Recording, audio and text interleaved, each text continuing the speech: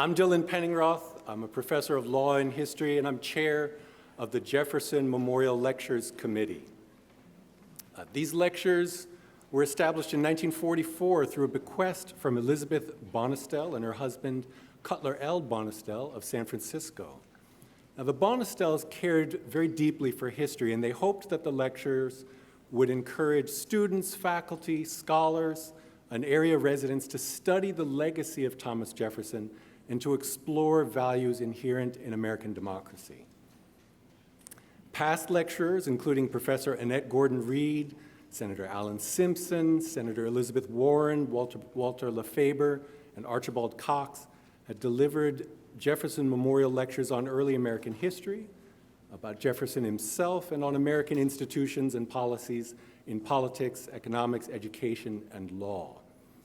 Now, any event like this is a group effort, and the committee, which is composed of Mark Brilliant, Paul Pearson, Wendy Silver, Karen Tani, Christopher Tomlins, and I, joins me in thanking Ellen Gobler, who you've seen up here a minute ago, for her deft and tactful handling of all the logistics. It is a big job.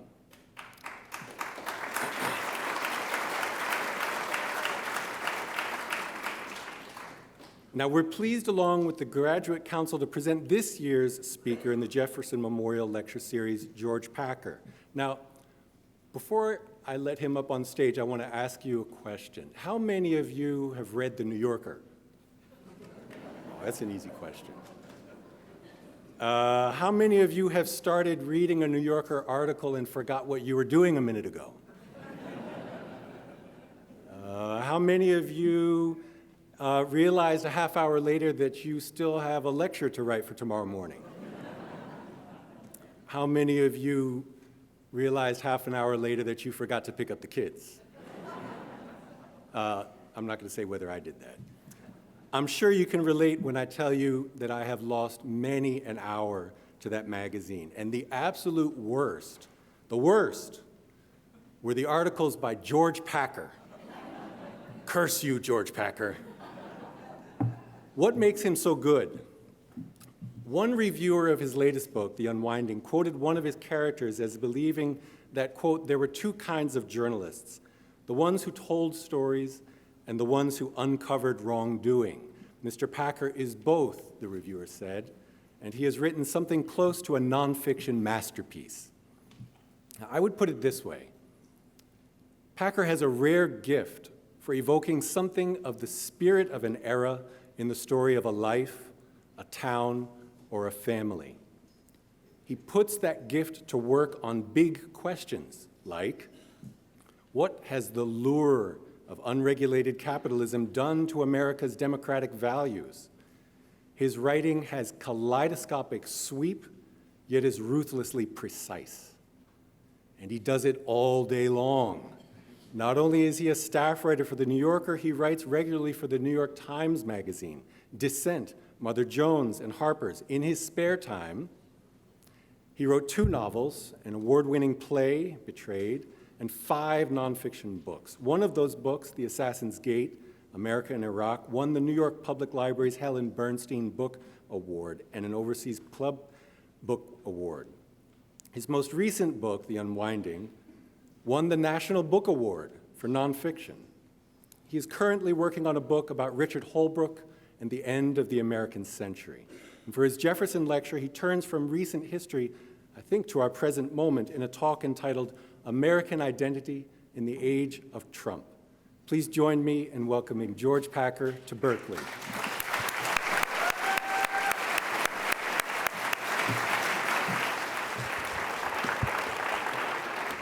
That was so nice. Thank you.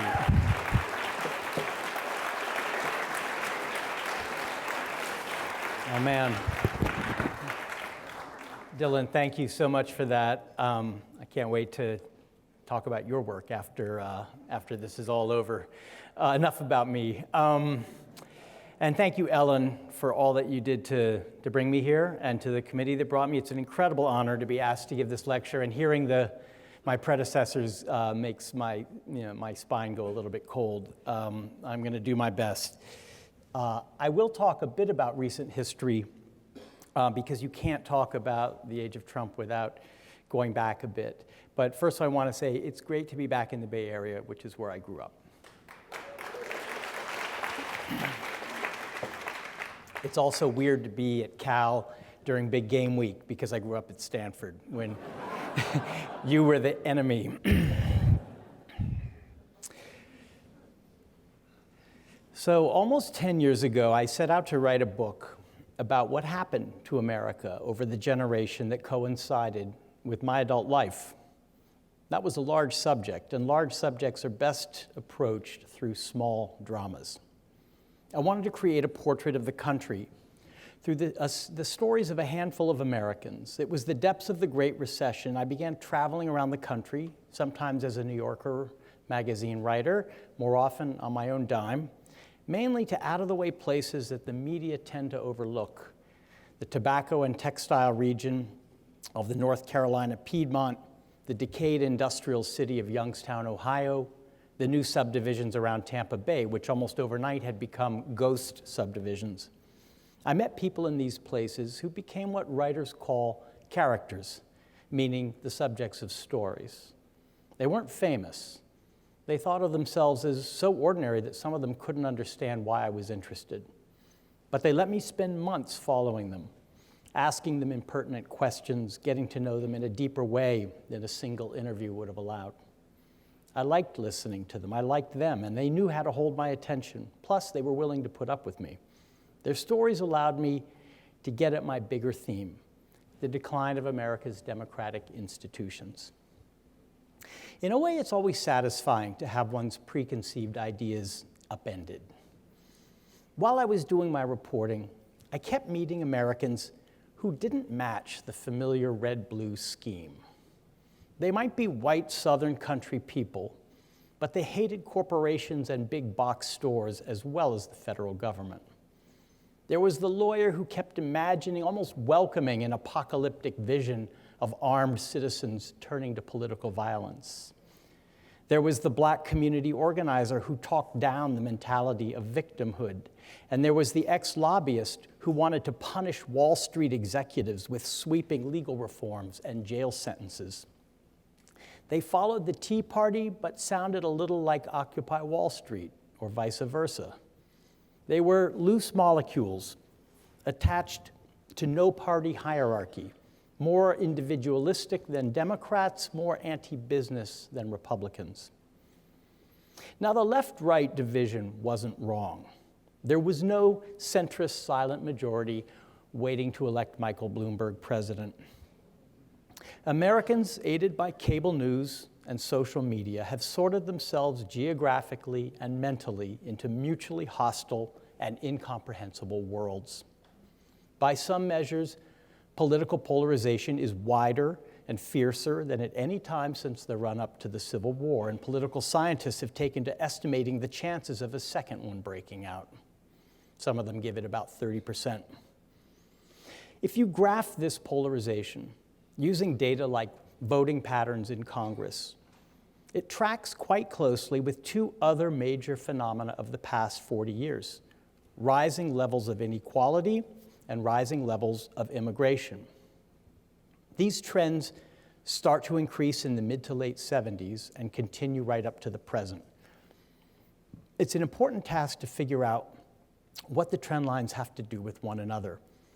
Why was post-war America, with a broad middle class, wider distribution of wealth, stronger institutions, more ethnic homogeneity, and higher levels of political participation, less polarized than America today?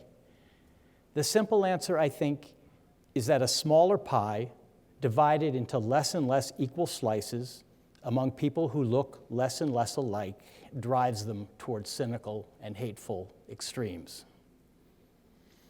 My point for now is that the red-blue map could be redrawn in a new way that would explain the political landscape differently and perhaps more accurately, up, down. From this point of view, the affluent on each side of the partisan divide have more in common with one another than they do with the voters below them. a network systems administrator, an oil and gas company vice president, a journalist, and a dermatologist hire nannies from the same countries, dine out at the same Thai restaurants, travel abroad on the same frequent flyer miles, and invest in the same emerging markets index funds. They might have different political views, but they share a common interest in the existing global order and its survival. For those in the lower half or two-thirds, globalization doesn't have much of an upside. It might lower prices at Walmart, but it will give their job to a robot or a foreigner or eliminate it altogether. The Americans I met in these ranks were unorganized, unheard, unspoken for, and they were sinking alone. They were part of a trend toward geographic and social immobility in towns and rural areas. Isolation was a common condition. Among all the people I wrote about, the only one with a network of relations that could provide help when she needed it was an Indian immigrant in Tampa who managed to save her motel from bank foreclosure thanks to her extended family in Florida, England, and Gujarat. The native-born Americans were pretty much on their own. Another family in Tampa, the Hartzels, who were white, had no support of any kind from friends or family or institutions. They were always on the edge of homelessness, and in fact, eventually they were living with their 2 children in their broken-down car in a Walmart parking lot. Since most of the stores in their neighborhood were owned by Asians and Latinos, the Hartzels clung to the belief that immigrants received 7 years of government benefits after arriving in America. An unfair advantage, they thought. Danny Hartzell was trapped by the uncertainty of part-time work in a Target stockroom with a schedule that changed from day to day at the company's convenience and sometimes reduced his weekly hours to the vanishing point. In Studs Terkel's oral history, Working, written in the early 70s, people were trapped in monotonous jobs they hated that turned them into numbers and cogs.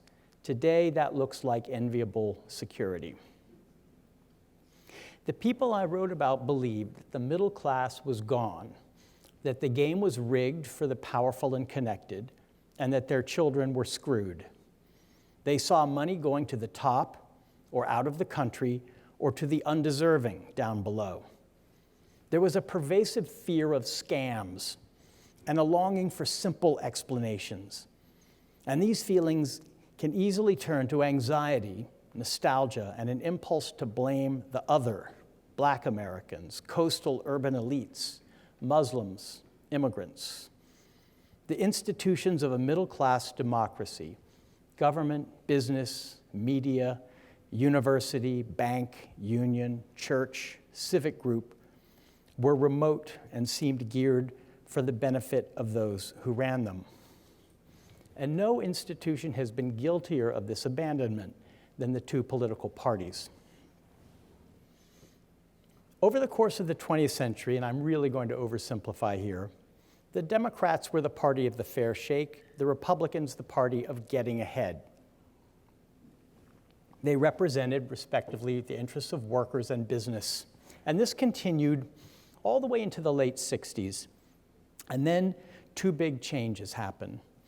On the Democratic side, after the '68 convention, reform shrank the power of unions and urban machines and increased the power of what was then called the new politics, which was more concerned with the rights of disenfranchised groups and issues like the environment, militarism, and government corruption.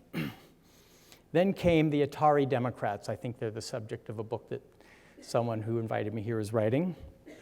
And that led to Bill Clinton and the 90s, when the party embraced globalization as the way of the future and education as the key to personal and national success. In 2000, at a White House conference on the new economy, Clinton said that the internet would be the greatest engine for reducing poverty in the history of the world. Things didn't quite turn out like that. And on the Republican side, there was also an immense change in the 70s. Beginning then and proceeding in the years since, it's had an increasingly shaky marriage, between the interests of the rich and downscale whites, many of them evangelical Christians. From being the boring party of Babbitt and conservative order, Republicans were seized with a new populist energy. Beginning with the Civil Rights Act of '64, surging with the Reagan Democrats of the '80s, and culminating in the most recent election, the Republican Party became a kind of workers' party, but only white workers, and led, strangely enough, by the Koch brothers. For a long time, it seemed like a winning coalition with a powerful ideology, but it was stained by a nihilism that came from the top and sludged downward to the grassroots. It fed on rage and the spectacle of celebrity pop culture. Media demagogues like Limbaugh, Drudge, Breitbart, Coulter, Hannity came on the scene with all the viciousness of the '30s radio broadcasts of Father Coughlin. Republican office holders found the will to deploy every available weapon: investigation, impeachment, Supreme Court, filibuster, government shutdown, conspiracy theories, and even implied threats of violence to secure power and destroy their political enemies. So the most important political development of my adult life has been this descending nihilism of the right. In the fall of 2008, I was reporting on the election in a little town called Gloucester, Ohio. I sat down with a group of women who were excited by politics for the first time in their lives. The reason was named Sarah Palin. She'd fit right in with us, they said. Something new had happened in Republican politics. Populism had taken over. Being a Wasilla Walmart mom had become a qualification for high office. For some, the main qualification. Palin's campaign appearances turned working-class whiteness into identity politics. She strutted on stage to the beat of Gretchen Wilson's Redneck Woman. She even had a pregnant, unwed teenage daughter. In her proud ignorance, her contempt for institutions, her infatuation with her own celebrity, and her unrestrained narcissism, Palin was John the Baptist for Donald Trump. I didn't mean for that to be an applause line. What happened to our institutions? In brief, they stopped meeting the aspirations of those at the bottom, while those at the top stopped believing in interests larger than their own. We can't live without elites, for better or worse, but elites with no sense of responsibility are the worst-case scenario. They didn't used to be better people. Human nature doesn't change. But they were held in check by certain taboos and social constraints. Today, our elites and the institutions they lead have largely been replaced by celebrities. Celebrities dominate ordinary people's lives, like household gods. In times of widespread opportunity, the distance between these gods and ordinary mortals closes. The monuments shrink closer to human size, and the lives of America's celebrities are gossipy diversions. But they loom larger in times like now, when inequality is high, trust in institutions is low, and the normal paths of upward mobility are blocked. Extreme celebrity worship speaks of a weakening of ordinary people's faith in self-government. It's a symptom of democratic decay. Our celebrities all live by the hacker's code: ask forgiveness, not permission. They obliterate old distinctions between high and low culture, profit-making and philanthropy, business and politics, leading to the phenomenon of being famous for being famous. The inevitable next step is for Kim Kardashian to sit on the board of a tech startup, host a global poverty awareness event, and write a book on popular neuroscience. Or for Donald Trump to be elected president. Given the landscape I've described, it should not have come as a complete surprise when millions of Americans were suddenly drawn to a crass strongman who tossed out fraudulent promises and gave institutions and elites the middle finger. My book certainly didn't predict Trump, but it described the early warning signs of something like Trumpism. The fact that so many informed, sophisticated Americans not only failed to see him coming, but kept writing him off throughout the campaign and, in a sense, still regard him as a ludicrous aberration, is itself a sign of a democracy in which no center holds. Most of his critics are too reasonable to fathom his kind of politics. Some don't know a single Trump supporter, but to fight Trump, you have to understand his appeal. During the campaign, I interviewed a steelworker outside Canton, Ohio.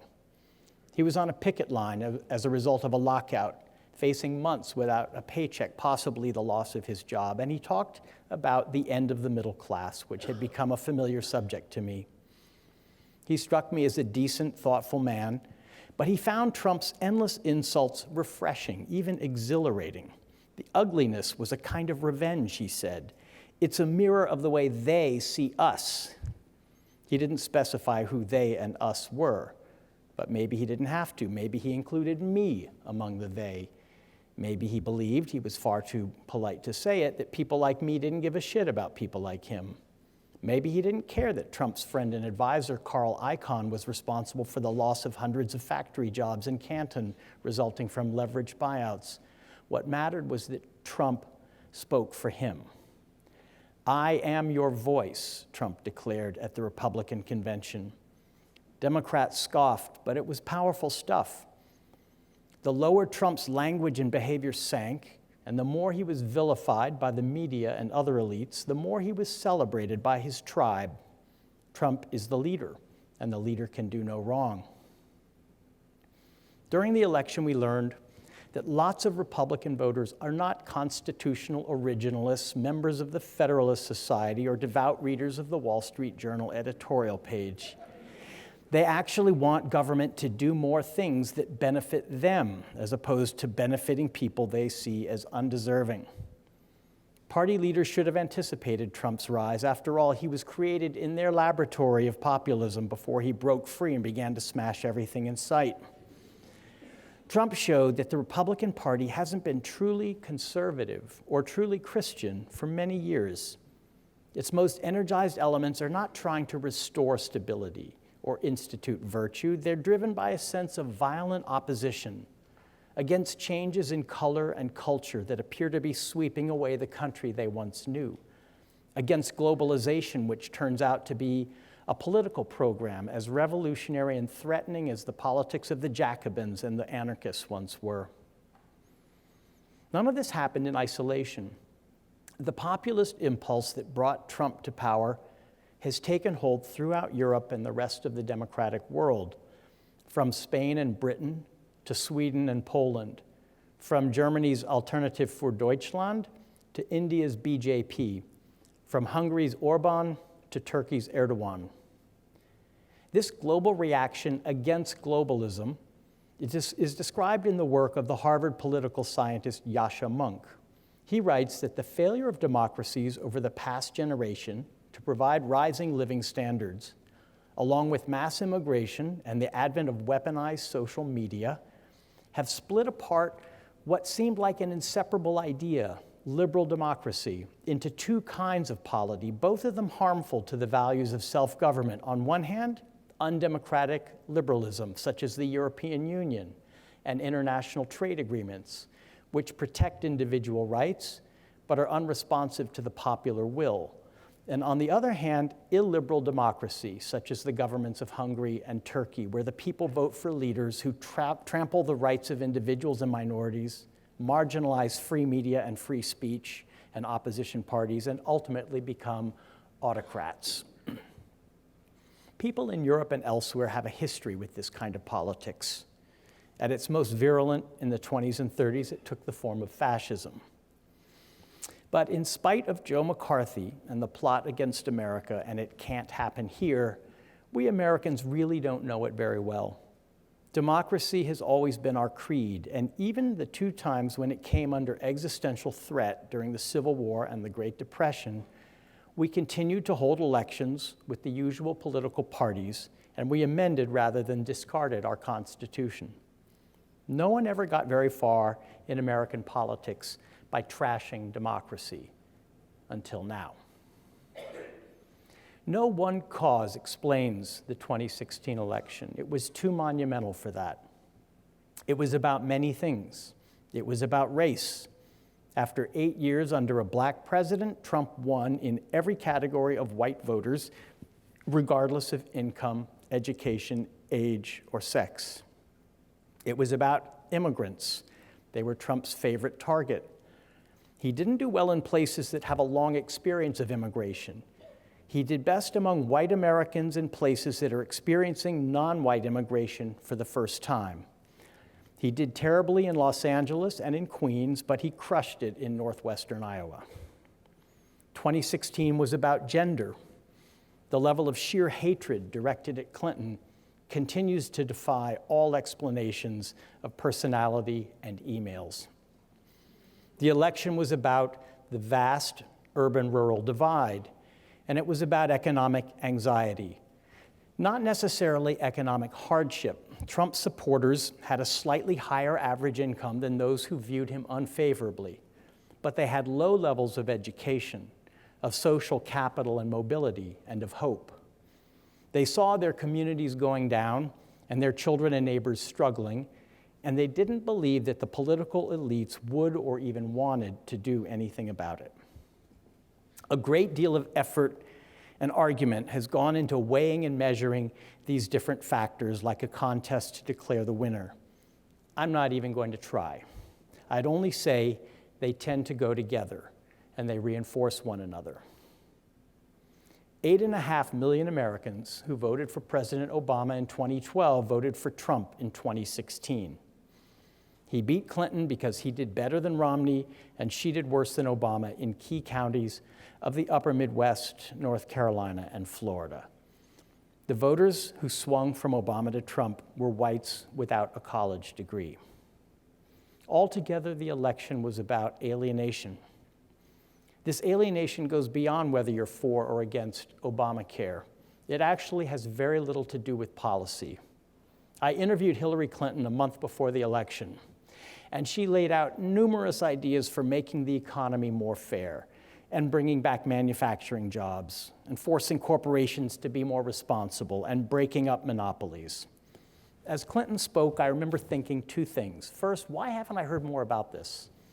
And second, none of it will matter on election day. It's not going to get through. The wind is blowing too hard and wild. She's an incrementalist and an institutionalist in a hostile climate. In 1945, George Orwell described nationalism as, quote, the habit of identifying oneself with a single nation or other unit, placing it beyond good and evil, and recognizing no other duty than that of advancing its interests. Nationalism is inseparable from the desire for power. The abiding purpose of every nationalist is to secure more power and more prestige, not for himself, but for the nation or other unit in which he's chosen to sink his individuality, unquote. Orwell called nationalism the strongest force in the world, stronger than religion or socialism or one-worldism, and it still is. Today, American nationalism has come to resemble the ethno-nationalisms on the rise in Europe and around the world. We still don't know the extent and effectiveness of Russian meddling in the campaign, but one thing is already clear. The Russians knew us better than we knew ourselves. They understood how divided and cynical we'd become, what easy prey to fake news stories and ginned-up outrages, what shallow playthings of Twitter and Facebook. The Russians understood how the tech giants, lulled by their own success and narcissism into believing they were unique forces for good, that an open and connected world was the best of all possible worlds, how easily these companies could be used against our democracy. The targeting was clever and precise.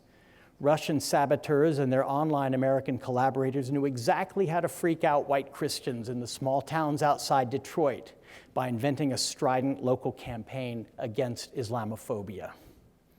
By the way, the same thing happened just last month in the Catalonian independence referendum. Some of the divisions in Catalonia were fueled by Russian-inspired fake news. It turns out every society is fragile. Every society can be torn apart by forces nihilistic enough to try. The Russians understood there was nothing very exceptional about Americans after all. We were becoming more and more like Europeans, and the weapons of information war that were already succeeding in Ukraine and Hungary and France could also be used in Arizona and Wisconsin. The Russians somehow intuited that our attachment to democracy had grown dangerously weak. Trump has driven some of this, but all the trends predated him. According to Yasha Monk, Americans born in the 1980s are twice as likely to consider democracy a bad form of government as those born in the 30s. Less than a third of millennials consider it essential to live in a democracy. And all age groups today are more in favor of rule by a strongman than they were 20 years ago. And our attachment to liberal values is weakening along with our belief in democracy. Other research shows that many Americans are ready to get rid of various freedoms. 3/4 don't think that fake news should be protected by the First Amendment. Almost half of Republicans think the government should be able to revoke a broadcast license if it says a story is false. 40% of millennials believe that the government should ban statements that are offensive to minority groups.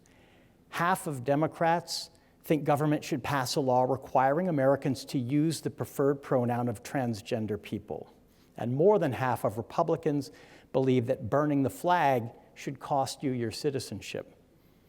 40% of all Americans don't think that religious freedom should apply to all religious groups. It just depends on which tribe you belong to. Now, I don't want to sound sentimental, but all of this makes me sadder than I can express to you. The essence of American politics today is tribalism. By that I mean something close to Orwell's nationalism, fierce attachment to one's group, a constant sense of embattlement and us against them in the struggle for power, a susceptibility to confusing truth with lies, merging ends with means, a readiness to submerge individual judgments and deviations to the interests of the group, a contagion of mob thinking that's greatly strengthened by social media, and a longing for a leader who has simple answers for the aspirations and resentments of the group. So by tribalism, what I really mean is the opposite of liberal democracy. Richard Rorty, the philosopher, foresaw much of this back in the late 90s in his book, Achieving Our Country, whose title comes from a line by James Baldwin. Rorty described the growing gap between the educated elite and the old working class. And then he wrote, at that point, something will crack. The non-suburban electorate will decide that the system has failed and start looking around for a strong man to vote for, someone willing to assure them that once he's elected, the smug bureaucrats, tricky lawyers, overpaid bond salesmen, and postmodernist professors will no longer be calling the shots. One thing that's very likely to happen is that the gains made in the past 40 years by Black and brown Americans and by homosexuals will be wiped out. Jocular contempt for women will come back into fashion. All the resentment which badly educated Americans feel about having their manners dictated to them by college graduates will find an outlet. That was in the late 90s. After the election, this passage enjoyed a brief fame for being posthumously prophetic. Now, in the same slim volume, Rorty also wrote this: nations rely on artists and intellectuals to create images of and to tell stories about the national past. Competition for political leadership is in part a competition between different stories about a nation's self-identity and between differing symbols of its greatness. So the stories we tell about the past create an idea of who we are as a nation. There's never been a single idea of what that means. Politics is a contest of narratives. The traditional old party divide between the fair shake and getting ahead has broken up. Today, instead, I see 4 dominant narratives. For one reason or other, none of them gives us what we need. They all keep us in the hole we're in. They all turn away from the heart of liberal democracy. The first narrative of American identity is libertarian America. It imagines a nation of individuals responsible for their own fates. Its key texts are the Federalist Papers and the works of Friedrich Hayek and Milton Friedman. Its watchword is freedom, Its ultimate aim is the nation without the state. This was the idea behind the Reagan Revolution, and in his words, it had the power of uplift and transformed the political landscape, replacing what I call the Roosevelt Republic with a vision of limitless opportunity and creating a new political majority. Like all of the narratives I'm describing, libertarian America has some validity to its critique. In the 70s, government seemed to fail at almost everything it tried. The growth of the regulatory state gave unelected bureaucrats great power in people's lives in ways that could be stifling. It's a version of what Yascha Mounk calls undemocratic liberalism. In his libertarian tract, By the People, Charles Murray reports that the number of pages in the Code of Federal Regulations grew from 22,877 in 1960 to 174,545 in 2012. That's the kind of thing a progressive wouldn't even think to keep track of. In Murray's narrative, everything started to go off the rails in 1937, when the Supreme Court for the first time upheld parts of the New Deal. According to Murray, just about everything the federal government has done since then is unconstitutional. His golden age was the presidency of Grover Cleveland. In the past few decades, libertarian America turned into the ideology of the Republican Party, a dogma of market fundamentalism that transferred wealth and power to corporations and to a tiny slice of individuals at the top who are well organized and willing to pay for political influence. The libertarian narrative has little to say about economic inequality or the effects of technology and globalization on ordinary people who don't benefit from them. In its extreme form, it's adopted a destructive attitude toward the normal functions of government, a willingness to see the whole structure collapse on the single-minded path to gaining power, which has become an end in itself. This extremism has found its way into the center of power in Washington. In American history, beginning with the founding of the Republic, the settling of the West, the end of slavery, the taming of industrialism, the struggle against economic collapse, fascism, and communism, the national transportation system, the fight for equal rights, the space program, environmentalism, even the digital revolution, all of these national projects depended on the existence of a strong central government, visionary leaders, active citizens. But the libertarian idea regards Americans as consumers, entrepreneurs, taxpayers, everything except citizens. It has no vision of self-government as the answer to people's actual needs. This is why Paul Ryan is willing to let Donald Trump trash our democracy for the sake of tax cuts for rich investors. Since the election, libertarian America remains politically alive as a class of Republican politicians and donors and think tankers who continue to function in Washington with no real connection to the party's voting base. It's a head without a body. The second narrative I want to talk about is cosmopolitan America. This is Silicon Valley's America, in which you have to be a lifelong learner and work for the startup of you. And the transnational flow of goods and capital, information, and people benefits everyone. I imagine many people in this room are citizens of cosmopolitan America. It's the home without a home of educated professionals who, more than any other group, are at ease in the world that modernity has made. For many of us, in the last decade or two, the surface of life has gotten a lot more pleasant and interesting. Think of HBO, Lipitor, FedEx, E-Trade, Mileage Plus Platinum, organic grass-fed beef, cold brewed coffee, and Amazon Prime. Cosmopolitan America comes with a breezy ideology of flattening hierarchies, disrupting systems, discarding old elites. You find this strain of thought in all the important sectors: politics, business, finance, tech, even culture. Think of the writer and the reader in the age of Amazon's self-publishing platform, with Jeff Bezos promising the end of all gatekeepers. Think of the professional reporter in the age of the citizen journalist on Twitter and Reddit. But across sectors, the result is always the same. When you tear down old structures, wealth and power become concentrated in the hands of fewer people. In a way, cosmopolitan America is the progressive counterpart to libertarian America.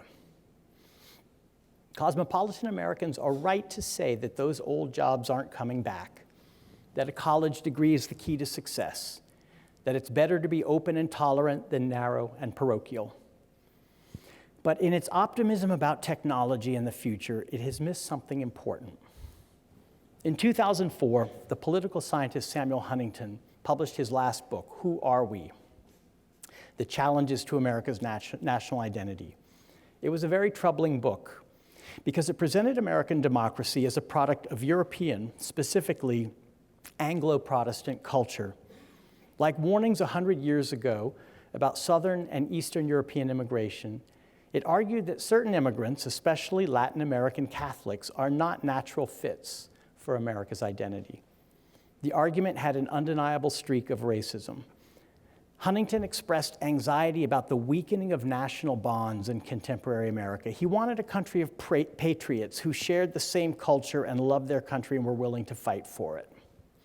In my own magazine, Huntington was roundly mocked by our reviewer, who wrote, "If the world is becoming more porous, more transnational, more tuned to the same economic, social, and informational frequency, if the globe is more global, which means more Americanized, then the need for national cultural homogeneity is lesser, not greater. The stronger societies will be the more cosmopolitan ones." A decade later, how do things look? Whatever you think of Huntington, he had a clearer view of the forces shaping the near future than his critic. The passage is like a time capsule from a period when progressives thought that globalization was making national identities obsolete. The blind spot of cosmopolitan Americans is that they always underestimate ordinary people's attachment to their country because they've lost it in themselves. As a result, they often fail to foresee the direction politics is likely to take. Nationalism can be turned to positive or negative uses, but it's a force that never completely disappears. In the last few years, we should have at least learned that. The third narrative of national identity is diverse America. It sees Americans as members of groups whose status is determined by the story of oppression, past and present. During the later Obama years, it came as a necessary corrective to the naive illusion that equal rights for all was a settled matter in this country. As a struggle to give all Americans a place at the table based on human rights and universal values, the narrative of diverse America is a force for immense good. But in our moment, it's becoming a dogma among cultural elites, one that dominates media, schools and universities, foundations, and the arts. It's become an end in itself. But even the just cause of inclusion is a dead end if we can't answer, included in what? What is the vision of national identity that is the sum of all these parts? The narrative of diverse America is fostered in schools from a young age. I see it in my son's public elementary school education in New York, where he's learning about all sorts of cultures, from African and Chinese to Mayan and Native American, but hasn't been taught the origin story of his own American republic. He knows something about it from listening to Hamilton. And my kids are obsessed with Hamilton. They could tell you all about the fight over the establishment of a national bank. Hamilton's greatness is not just its music and language, but its vision of inclusion that affirms a common American identity of its characters, its performers, and its audiences. But Hamilton is not a replacement for civics class, which no longer exists. Diverse America has replaced it with an education that celebrates difference without teaching the concepts and the history, good and bad, achievement and failure that underlie the struggle for equality. King demanded that America live out the true meaning of its creed. The most powerful voices today claim that the creed itself is foul. The very notion of American identity is taken to be a coercive whitewash. The narrative of diverse America gets codified in universities, particularly elite ones, where students receive their first and most decisive instruction from diversity officers. On many campuses, this is the true and only core curriculum. I understand the value, but I also understand the side effects. It can become a weapon against the open exchange of ideas and even speech. which Brown University now defines as speech that makes all groups feel included. The focus lately has been on controversial, sometimes hateful speech, efforts on campus to shut it down. You know this better than I do. But I'm actually less concerned by the tired ritual of attention-seeking charlatans and the crowds that confront them than I am by the subtle daily intellectual chill in college classrooms, the fear that keeps students of goodwill from participating in discussions that could land them on social media or in the campus paper. This chill is real enough that my professor friends will talk about it only if I assure them that they're off the record. And it's all unfair to students. The products of the educations are less able or less willing to think in terms larger than their own group. It's a kind of intellectual narcissism, which means they can't find common ground or effective arguments that can reach people of different backgrounds and views. Instead, they're taught to explore and affirm the contours of their own group. Here's a recent story from Diverse America. Kirkus is a famously stingy old book review with a lot of influence. Like Publishers Weekly, it reviews books anonymously before they're published. A month ago, Kirkus reviewed a new young adult novel called American Heart, a dystopia about a near-future America with Muslim registries and internment camps. The narrator, a white teenage girl in the Midwest, slowly discovers the horror of this system and helps an Iranian immigrant woman flee to Canada. The author submitted her novel to Muslim friends for multiple sensitivity reads. And then Kirkus added another level of sensitivity screening with a new rule of assigning its reviews. Quote, because there's no substitute for lived experience, as much as possible, books with diverse subject matter and protagonists are assigned to, quote, own voices reviewers to identify both those books that resonate most with cultural insiders and those books that fall short, unquote. By this rule, cultural outsider Saul Bellow would be prohibited from raving about diverse novelist Ralph Ellison's Invisible Man. Cultural outsider Zadie Smith would have to be called out for writing On Beauty as an homage to cultural insider E.M. Forster. But in keeping with its rule, Kirkus assigned American Heart to an observant Muslim woman of color. But somehow all these layers of screening did not prevent a political mistake from slipping into the final product, because the reviewer loved American Heart, and she gave it a rare starred review.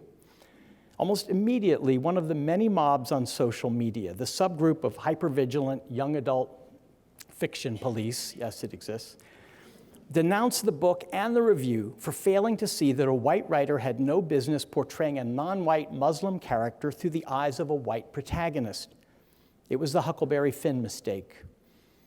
Kirkus caved in and withdrew its starred review and compelled the reviewer to reconsider her praise.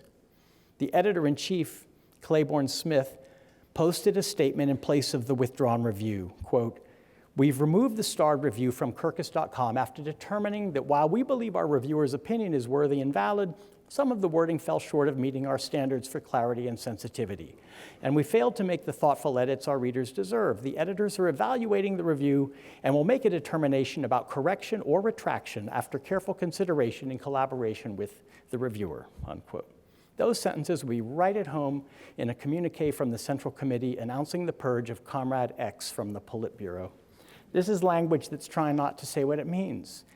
It has something to hide, and it seems driven by fear. And like most frightened thought, it ends up in the arms of an absurdity.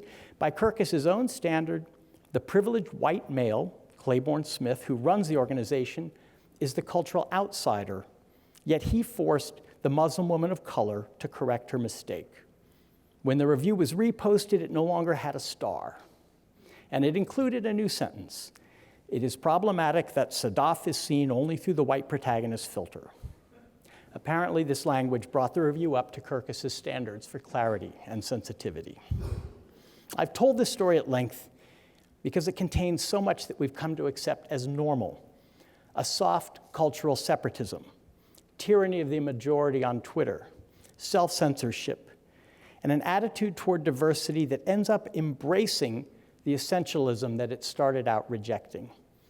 I realize that this makes me sound a little like a conservative. In my own mind, it makes me a liberal. Diverse America is reacting to Trump, and he's making it more extreme. He shrewdly sees it as his ally.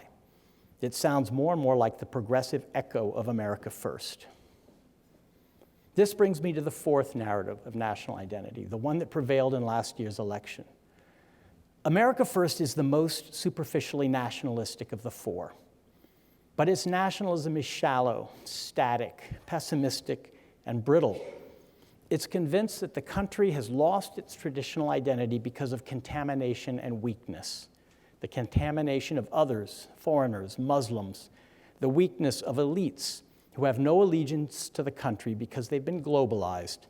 They eat sushi and attend conferences in Dubai and vacation in Australia.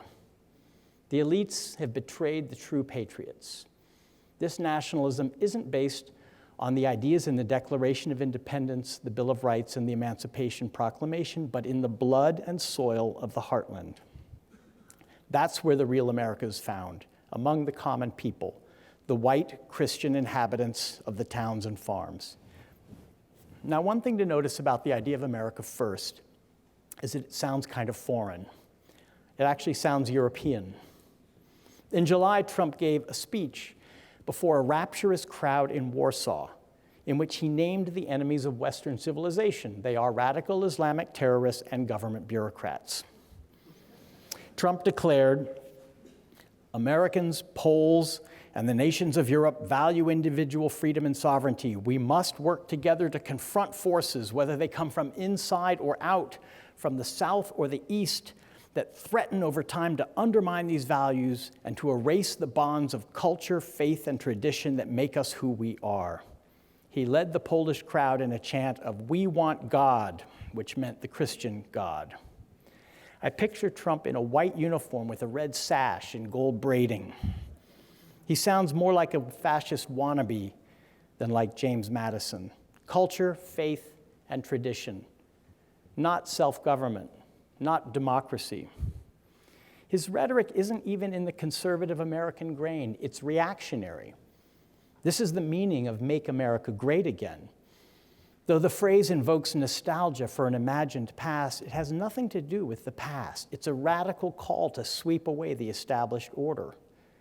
It even has something in common with its arch enemy, political Islamism, which is also obsessed with conspiracies, treacherous elites, purification, and an imaginary golden age. It's built on the myth of the people, the true folk, or better yet, the Volk, who do the work and fight the wars and are betrayed and forgotten by the decadent rulers in the imperial center. This narrative comes with an autocratic character and contempt for liberal values and democratic norms. It personalizes power. It routinizes corruption. It destabilizes the very idea of truth. It's the greatest threat to American democracy in our lifetime. I realize there are other ways to discuss the question of American identity today, but these are the narratives that strike me as the strongest. Most Americans, without thinking about it much, subscribe to one or another. One thing to notice is that all of them create winners and losers. In libertarian America, the winners are the makers, and the losers are the takers, Mitt Romney's 47%.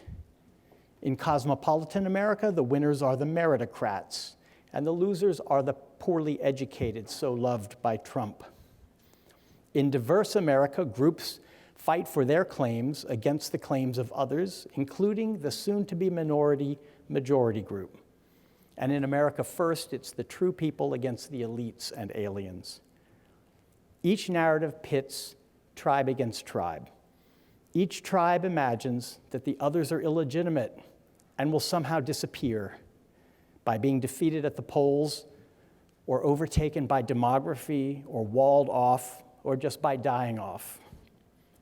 None of them has much conviction in the values and institutions of American democracy.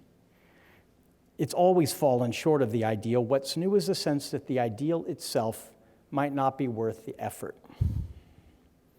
I would like to leave you with another narrative, but I don't have one. Not yet, anyway. If you do, please let me know.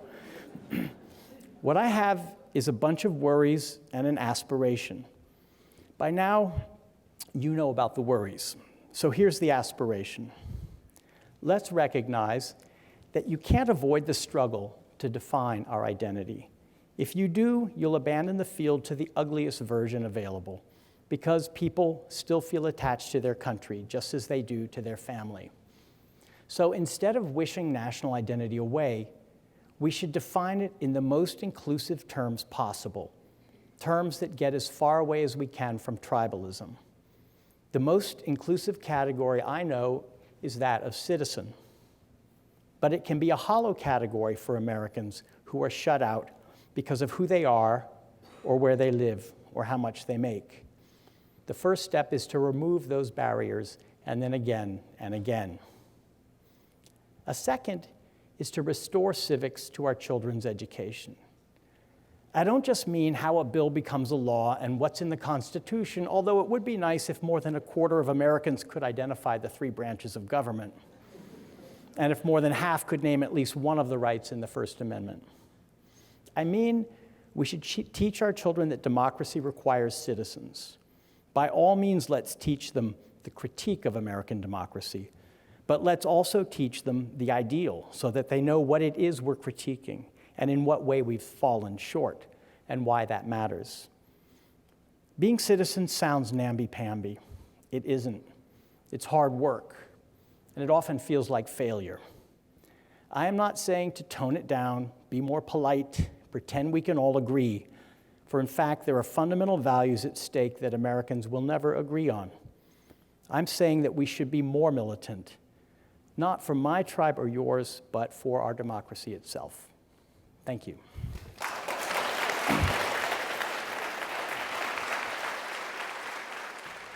Thank you, Mr. Packer. I think I speak for the crowd when I say that was brilliant. So Thank you. Thank you. Thank you. You alluded to this a bit in your talk, but over the course of the summer, Ta-Nehisi Coates took a shot at you, fairly or unfairly, in a pretty remarkable piece. So I'd just like you to speak, since your theme was largely on alienation, tribalism. How has your thinking shifted since you wrote The Unwinding on race? That's a great question, because although The Unwinding has one of its 3 main characters, a black woman in Youngstown, it really isn't very much about race. And she didn't talk very much about race. She talked about jobs and about her community and about what had happened to Youngstown when the steel mills left and her own job went to Mexico. And it was more about class. And in a way, I wrote that book between 2009 and 2012, when class was, for me, the overwhelming class and inequality and the fate of Americans who were being crushed by the financial crisis and the Great Recession. That was the overwhelming concern. And then the book came out, and Black Lives Matter and Ferguson and Trayvon Martin and other calamities followed. And then Ta-Nehisi wrote Between the World and Me in 2015, and the entire conversation had changed. So in some ways, The Unwinding is, all books are a product of their moment, and The Unwinding is a product of a moment that, although it hasn't disappeared, it was in some ways overshadowed. And I would have to say, yeah, it's a bit of a blind spot in that book, because it's not the fundamental category in which people are living their lives. It wasn't the way they presented themselves to me, because in that book, they have the word. That book channels their language, their ideas, their narratives into stories. So it's not my own control over it. It's their way of presenting themselves. But I think I missed something, or at least something came up that reminded me and everyone of something more fundamental, I think, than class in America, which is race. And that was Ta-Nehisi's interpretation of the election. I think his interpretation was brilliant, rhetorically powerful. I wrote that in my response, but also too narrow and too simplistic. It oversimplified the election into one cause only, and that cause explained everything and was transhistorical and subsumed all individual choices and distinctions between working class and other into one thing. And I thought, first of all, intellectually, I think that's a mistake, but politically it's a mistake too, because it makes Trump unbeatable, to be really simple about it. It means that Trump wins. So he and I went back and forth in what some people thought was kind of a model of civil argument. And I hope we're still friends. Taking this diagnosis to Trump America, how do you adapt this, or how do you feel the response is when you take this very clear-headed and quite objective diagnosis of the American situation to the very people that you are critiquing, who you've spoken to so much? Yeah. I mean, I'll tell you, it's not easy because we don't speak the same language in some ways. And once it's sort of in the realm of politics and media rather than of two individuals talking, it becomes saturated in cliches, sound bites, and hostile categories that you can't get past. I like long conversations with people outside of the arena of public life so that I can get to know them and get past the soundbite that is always their first response. When you read about a small town in Indiana in the New York Times, the reporter doesn't have time to do more than talk to 8 people for half an hour, and you get the sound bites. And you never feel as if that I've gotten beyond. I don't want to critique the Times too much because they also do longer and deeper work, but the pressure of a daily paper means you can't. And writing a book is a privilege and a luxury because I can. But at this point, when it comes to things like, is pedophilia disqualifying for a Senate candidate? Or do I trust Vladimir Putin more than the intelligence agencies? Or was Trump's inauguration crowd the largest in history? I mean, these are not, to me, open to debate, and it's really difficult to run up against a fundamental disagreement that, in my view, is not even debatable. And that is kind of the point that I left you with, where we are all part of the same place, and yet we don't know how to talk to each other. I'd say one lesson for journalists coming out of the election was we need to get outside our own bubbles. We need to learn how to talk and listen to Americans who don't think like the people we know, and then we can really disagree vehemently, not condescend to them, but at least learn, again, how to listen to them. That's all I can say, because it's a really difficult problem. We're two countries at this point. Yes, sir. When you talk about people who feel left behind and a government that does not respond to them, are they aware that one party is trying to offer them increased minimum wages and health care, and another party is trying to deny them both? And I mean, that is such a good. The other day, I was riding in a shuttle van in Ohio with a guy who was mountainous and my age, but looked 20 years older and had a long white beard, and I just knew this guy voted for Trump. So I said, we're gonna have half an hour in our lives together. Just tell me, what do you think of Trump? And he sort of liked the invitation and told me he had voted for him, and thought that the media was not fair to him. And I said, well, what's your most important issue? And he said, health care. And I said, well, do you think repealing, I said, do you have health insurance? He said, I've been working for this company for 15 years. They never gave me health insurance. I finally had to buy it on one of the exchanges, but my deductibles are too high, blah, blah, blah. I said, do you think repealing it would help or hurt? He said, well, that's a complicated question. It depends on what they replace it with. And, we could have gone down that road a long way, but I also sense that we wouldn't get very far because, as I said in the talk, policy is not what this is about. Somehow, the tribes are immune to policy arguments.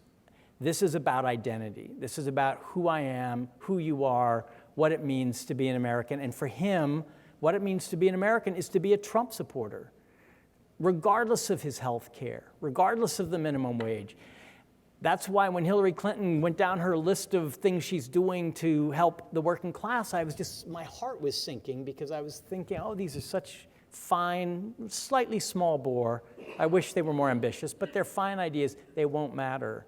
Our politics right now is not settled on that ground. Maybe it once was, I don't know, but right now we're talking about tribal identity, and that to me is just a deadly thing. So your question is to the point. My answer is, I don't think that gets through. it's not where people live right now. Yes, sir. From the end of your talk and the emphasis on the word citizen, I guess that you were very concerned about vote suppression. Yeah. What's to be done about that? Vote suppression as a threat to citizenship and what's to be done. I'd say vote out Republican state legislatures and governors. I mean, that's where it happens at the state level. It's the federal government now has a commission led by Mike Pence to investigate vote fraud, which is the handmaiden of vote suppression.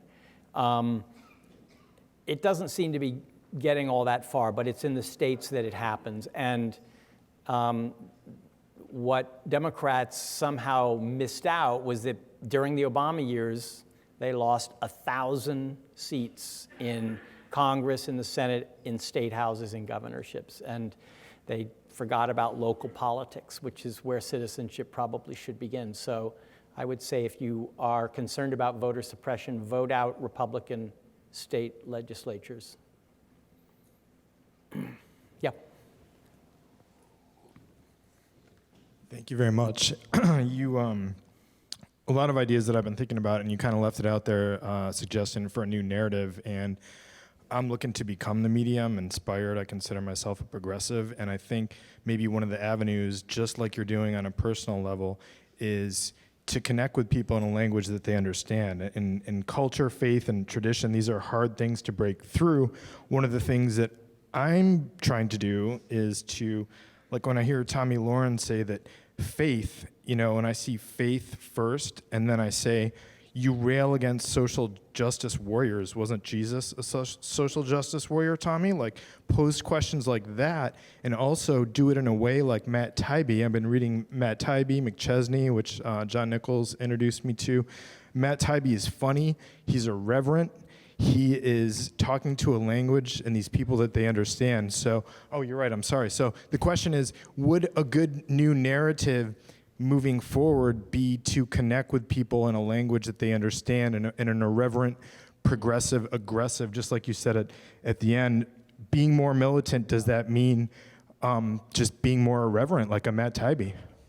Well, I have problems with Matt Taibbi, mainly because of his book from Russia that is disgustingly misogynistic, and he somehow launched a career on that basis and was only called out on it in the last few weeks. On the other hand, he's a great wordsmith, and the image of the vampire squid wrapped around the face of humanity, jamming its blood funnel relentlessly into anything that smells like money, is an unforgettable image. So this gets to writing and what is good writing.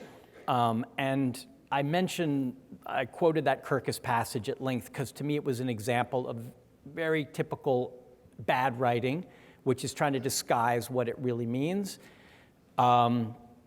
People know when you're kind of hiding. People know when you're doing an end run or when you're condescending to them. And if you speak directly, I think there's an ability, I think, to respect an honest disagreement if it's honestly stated. But if it's if it's either phony or if it's vicious, and viciousness I don't think does very much good either, because it dehumanizes people and it gives them the feeling that you'll never be able to understand them. Yeah, that kind of language may be a starting point for a better politics. Using the crystal ball that you probably have under the podium there, if current trends continue, where do you think the country will be in 10 years? Great. This is the question I dread. I am not a prognosticator. But I think we'll continue to be divided because it's profound. And it's not going to be resolved by some middle-of-the-road politician who can sort of speak to both sides. These are profound disagreements of values. I do think that when the weather shifts politically, and it happens in the most mysterious ways without our political scientists and journalists really understanding it, then a movement or a leader emerges who answers an already new and existing longing. Franklin Roosevelt did that. Ronald Reagan did that. I didn't like it, but he did that. I thought Barack Obama was that leader in 2008. I thought the weather has shifted and we're in a new era of progressivism. That turned out not to be true. We were in an era of deep and ugly division, and Obama's race intensified it. So somehow the weather will shift. I'm hoping it will shift in a direction where local citizens and local governments start solving problems that have been festering for a long time and that the national government is incapable of solving because it's so balkanized and tribalized. And then that will spread. It happened once before in a rather similar era, the Progressive Age, when we had the robber baron class, we had immigration and concerns about immigration, and we had profound inequalities and corruption in government. And the progressive era started locally and all over the country in all these sort of out of the way in diverse places, and no one saw it as a thing until it began to coalesce. I think Trump is going to accelerate this because he is such a threat to democracy that unless you're just a blind partisan, you're going to start to think that we have to find a different way. He's crystallized things. He's like an accelerant, an enzyme. But I don't know how it's going to happen. I don't know if it's going to happen. That would be my hope, though. Yes? Hi. Until about 2 months ago, I was an American ambassador. Like a lot of my colleagues, I left the State Department. Wow. Where were you? Can you say, or is it? I can. It was the Central African Republic. Wow. And obviously, a huge debate in the State Department and other places in the government is, should I stay or should I go? Right. And whether it's the military officers in the White House, supposed to be adults in the room, or ambassadors like myself, or other people in government, or just plain citizens, should we engage with this administration and try and mitigate some of its worst tendencies, or does it make more sense to leave? And you decided to leave, or? I decided to leave, yeah. I can't say I blame you.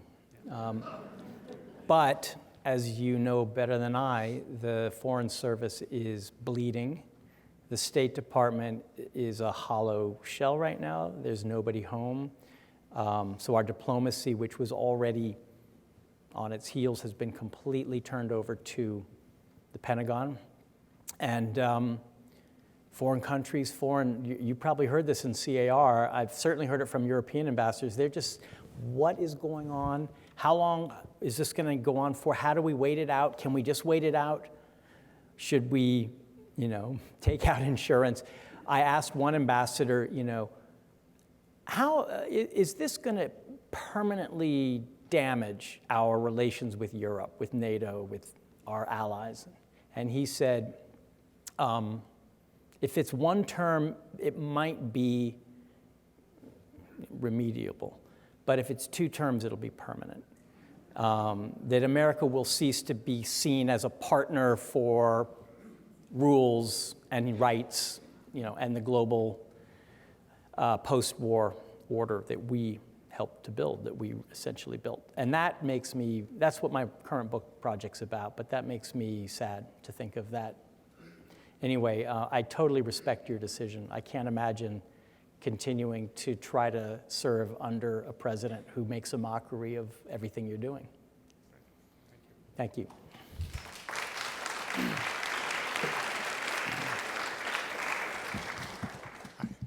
When I think of the possibilities of a narrative of citizenship, one of the things that comes to mind is one of the bright spots you didn't mention, and that was the Bernie Sanders campaign during the last election. It was a campaign that was characterized both by serious substance of content, policy, but also by a certain kind of form that was non-vicious, non-recriminatory, except for the billionaire class. And it seemed to me to contain a potential to capture and envelop many of the tribes that you talked about. I just wondered what you thought about that. It's a great point. I thought about a 5th narrative, which you could call the Sanders-Warren America narrative. And there's an arbitrariness to the talk I gave. You could cut it a different way. I left it out, and that's my tribe, if I have a tribe. That's the closest I've got. I don't know that it's as strong a narrative for a large number of us. It lit a fire for a lot of young people, for people on the left, and for some of the working class that ended up voting for Trump, a small part of that, I'd guess. But it's an economic argument, and right now, people seem motivated differently. And that's why I left it out. I could easily have included it, and I think if I have any, hope in if not a narrative, at least in policy answers, that's where they are. I just wonder if it's ever going to get political traction. Thanks. Yeah, last question, I guess. You probably read some history. And in this room, there's probably more than one person who reads history. Could you tell us what you find useful and interesting in the history that you're reading? And what kind of history might you imagine would be useful and interesting in the future? That's a great question. I love that question. I mean, my favorites are pretty old-fashioned. The academic historians might think I'm a bit of a dinosaur. I love Richard Hofstadter, who may have been wrong in some ways about the reform movement of the early 20th century, but who writes so well and who is so humane and wise that I just want to turn to his pages whenever I'm feeling kind of dismal about our politics. When I was working on The Unwinding, I was reading a lot of fiction.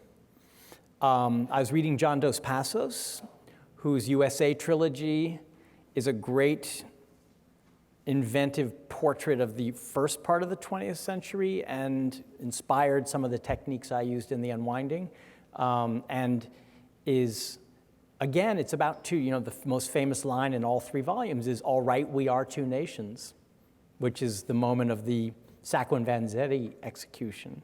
That is the epitaph on our own era. All right, we are two nations. And I was reading Edmund Wilson's journalism from the Depression, the 30s, and the American Earthquake. These are kind of obscure books, but they remind you that, there's always been a degree of hopelessness and of division, maybe deeper than now, I don't know, and of rage, violence even, but there's also been individuals who, I mean, the words I used, I chose carefully about American democracy. Those words have a kind of a charge that animated people, and I hope still animate people. They mean something. They have a value, and the value is to be found in our history, which doesn't mean we look at it uncritically. We look at it very critically, but we look at it, and we look to it for the meaning of why we continue to think it matters to live in a democracy. That is not a guarantee. That could disappear. If you came away from my talk with anything, that would be what I want to say. This could disappear. It has disappeared, it has been taken more hits in the last year than I can count. So it needs us to want it. Thank you. Thank you.